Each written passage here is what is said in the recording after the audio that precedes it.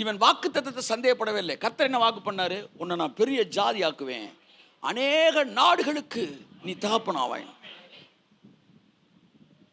அநேக நாட்டில் இருக்கிற உன்னை அப்பா அப்பான்னு சொல்லுவான். அவனை அப்பான்னு கூப்பிட ஒருத்தன் இல்லை. அப்ப இந்த உலகத்தின் பெரும்பான்மையான பேர் அவன் அப்பான்னு கூப்பிடுவான். அது அப்படியே நம்புனான். அவன் வாக்கு தத்தத்தை நிறைவேற்றுறதுக்காக தேவன் தன் மகனை பூமிக்கு அனுப்புனாரு.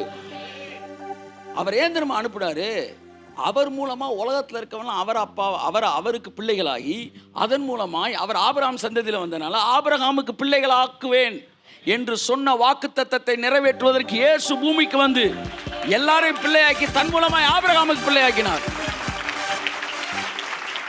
அதான் பைபிள் சொல்லுது, தேவன் தம் ஒரே பேரானவருடைய குமாரனை விசுவாசிக்கிறவன் எவனோ அவன் கெட்டு போகாமல் நித்திய ஜீவனை அடையும்படிக்கு அவரை தந்தருளி. எல்லாருக்கும் தந்தருளையா?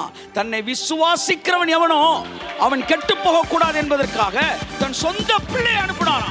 என்ன அவன் நம்பிட்டான், அதனால அவன் கெட்டு போக கூடாது என்று சொல்லி தன் பிள்ளை அனுப்பினான்.